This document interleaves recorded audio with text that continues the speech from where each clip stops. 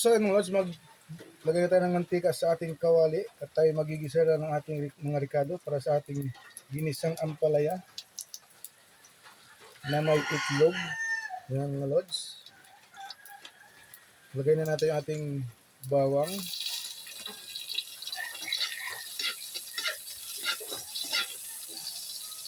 At ilagay na rin natin mga lods yung ating paminta para magisa na at lumabas yung tunay na katas.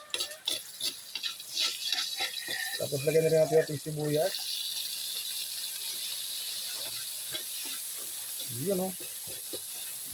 Amoy pa lang ng ricado, ulam na mga lods. Pero mas masarap ito kainin kapag kasalo ka. Puro kasalo ka, wala kang nililigawan. Ilagay na rin natin mga lods yung ating kamatis. Yun o. Yung magpapasarap sa ating ginisang ampalaya at sa ating relasyon. Ngak, ngak, ngak, ngak.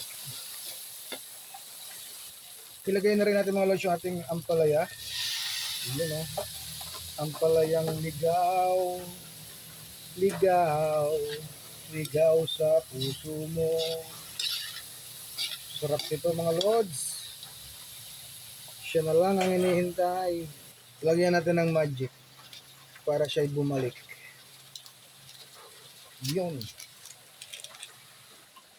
Lagyan natin ng konting tubig mga lods para meron tayong konting sabaw. Kumukuha na mga lods yung ating ginisang ampalaya. Lagyan natin yung ating egg o itlog. Itlog ng dinosaur mga lods. Yun o, sarap nito mga lods. Kain tayo.